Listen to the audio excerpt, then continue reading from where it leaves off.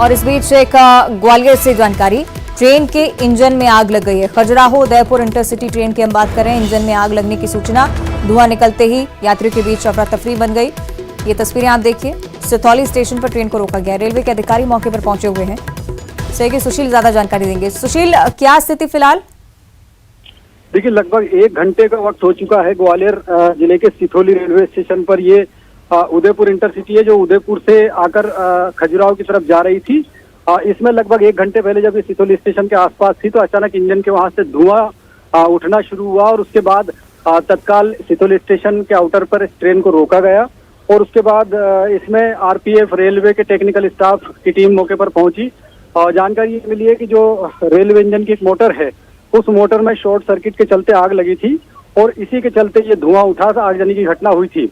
हालांकि इसमें किसी तरह की जनहानि नहीं हुई और वक्त रहते रेलवे अधिकारियों की टीम पहुंची और उसके बाद अभी इस ट्रेन की जो टेक्निकल खराबी थी उसको दूर किया जा रहा है और बताया जा रहा है कि थोड़ी देर बाद ये ट्रेन यहाँ से ठीक होने के बाद उदयपुर की ओर रवाना की जाएगी। और अधिकारियों ने लगातार इस घटना के बाद मॉनिटरिंग इस ट्रेन की है और यहाँ से कुछ देर के बाद संभावना है कि ये ट्रेन खजुराहो के लिए रवाना होगी। ठीक है, बहुत शुक्रिया आपका सुशील जानकारी के लिए। आगे बढ़ते हैं, बात करेंगे नर्मदापुरम की, जहां तवा डैम के 5 गेट खोले जा चुके हैं। मानसून में पहली बार गेट खोले गए हैं। यहां पर डैम से 42,430 क्यूसेक वाटर छोड़ा जाना है। कैचमेंट एरिया में लगातार पानी का दबाव बढ़ रहा था। डैम के निकले पानी के चलते नर्मदा नदी का जलस्तर बढ़ सकता है, ऐसी पूरी संभावना है। तस्वीरें आप देखिए, बहुत ही खूबसूरत लगता है नजारा, लेकिन निचली बस्तियों में जो हालात इसके बाद बनते हैं, बहुत बड़ी समस्या लोगों के लिए खड़ी हो जाती है। लेकिन चूंकि अच्छी खबर यह है कि मानसून के सीजन में इस बार पहली बार ये गेट खोलने पड़े हैं। बीते दिनों ऐसी भी खबरें थी कि मध्य प्रदेश में पर्याप्त बारिश नहीं होने के चलते आगे परेशानियां आ सकती है।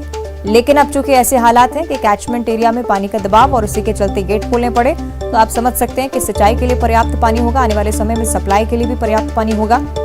फिलहाल ये खूबसूरत नजारा जो कि सोशल मीडिया पर भी लगातार वायरल हो रहा है, नर्मदापुरम की तस्वीरें, तवा डैम की तस्वीरें हम आपको दिखा रहे हैं। 5 गेट खोले गए, 42,000 क्यूसेक पानी यहां से छोड़ा जा रहा है। निचली बस्तियों में अलर्ट जारी हो चुका है क्योंकि ये माना जा रहा है कि नर्मदा नदी का जलस्तर इसके बाद बढ़ेगा। और छत्तीसगढ़ की भी बात कर लेते हैं। कई जिलों में शुक्रवार से बारिश लगातार हो रही है। बिलासपुर में भी शुक्रवार से रुक रुक कर बारिश का सिलसिला जारी है और बारिश के चलते किसानों के चेहरे भी खिल उठे हैं। मौसम की बेरुखी की वजह से किसान सबसे ज्यादा परेशान हो रहे थे। बारिश होने से खेती किसानी के कार्य भी तेज हो चुके हैं। अब राजनांदगांव की स्थिति आपको बताएं, जहां झमाझम बारिश से मौसम में परिवर्तन आया। धान की फसल के लिए बारिश अमृत साबित होती हुई। आसमान में काले बादल छाए हुए, यानी कि आने वाले समय में भी इसी तरह से बारिश होगी।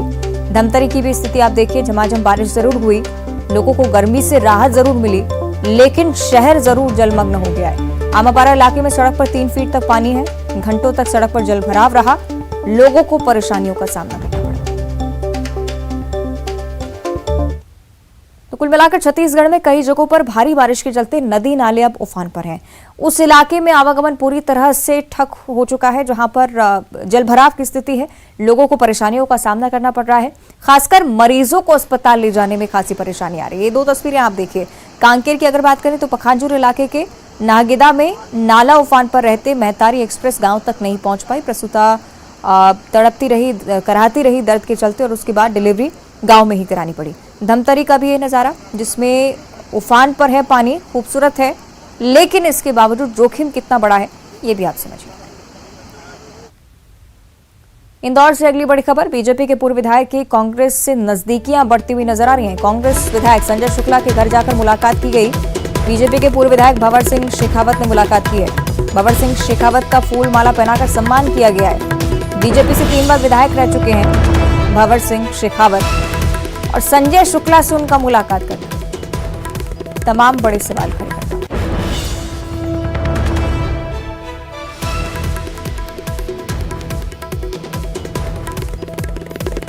तो वर्तमान में राजवर्धन सिंह दत्ती गांव बदनावर से विधायक हैं। धार की बदनावर सीट से टिकट की दावेदारी भी ये कर रहे हैं। उसके बाद कांग्रेस के साथ नजदीकियां बढ़ती है। और अयोध्या में श्री राम मंदिर के निर्माण का काम तेजी से चल रहा है। ओंकारेश्वर से नर्मदेश्वर महादेव का शिवलिंग लेकर यात्रा उज्जैन पहुंची है। भारत माता मंदिर पर शिवलिंग का पूजन अभिषेक किया गया। शिवलिंग का स्वागत बड़े ही धूमधाम से नगरवासियों ने किया। सभी भक्त भोलेनाथ की भक्ति में डूबे नजर आए। यात्रा अगले पड़ाव की ओर रवाना भी हो चुकी है। 600 किलो वजनी नर्मदेश्वर महादेव के शिवलिंग को राम जन्मभूमि न्यास को सौंपा जाएगा। आपको ये भी बताएं कि अयोध्या में भव्य राम मंदिर बन रहा है। विग्रह के चारों ओर करीब 14 फीट चौड़े परकोटे और 6 मंदिरों में से एक मंदिर में ये शिवलिंग भी स्थापित हो रहा है। ओंकारेश्वर क्षेत्र के 4 फीट ऊंचे पूर्णतः प्राकृतिक नर्मदेश्वर महादेव स्थापित किए जाएंगे। ये नर्मदेश्वर भगवान है और नर्मदेश्वर भगवान अवधेश्वर बने, ऐसी भावना लेकर के हम सब लोग अयोध्या, श्री धाम अयोध्या में भगवान रामलला का हम 500 वर्ष से जो प्रतीक्षा कर रहे थे और राम मंदिर बनने जा रहा है। उन राम मंदिर के अंदर एक भगवान शंकर का भी एक देवालय रहेगा।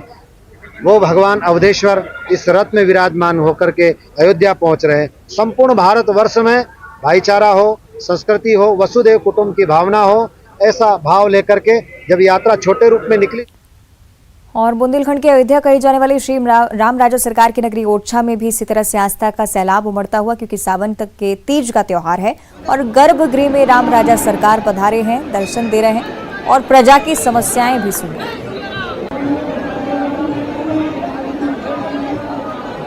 ये तस्वीरें आप देखिए, ओरछा नगरी जहां इकलौता ऐसा मंदिर राम राजा के रूप में पूजे जाते हैं, 3 दिनों के लिए गर्भगृह में ही मौजूद है।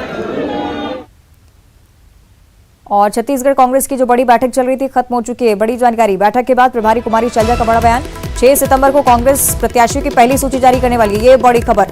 2 सितंबर को राहुल गांधी छत्तीसगढ़ आने वाले हैं और 6 सितंबर को लिस्ट जारी।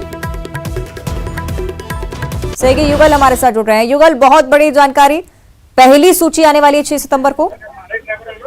जी बिल्कुल, देखिए कांग्रेस ने जो प्रत्याशियों की सूची को लेकर के एक बड़ा बयान दिया है और 6 सितंबर को कांग्रेस की जो प्रत्याशी है उसकी पहली सूची है वो जारी कर देगी। और इससे भी अहम बात यह है कि 2 सितंबर को कांग्रेस के जो हैं राहुल गांधी हैं वो आएंगे और 8 सितंबर को राष्ट्रीय अध्यक्ष खड़गे हैं, राजनांदगांव में दौरा है। उनका जो दौरा है वो प्रस्तावित है। तो छत्तीसगढ़ के युवाओं से कांग्रेस नेता और लेकर के बड़ी कई सारी जो डिमांडें हैं वो लगातार आ रही है और इस बीच एक बड़ा जो है ऐलान इसे कहा जा सकता है।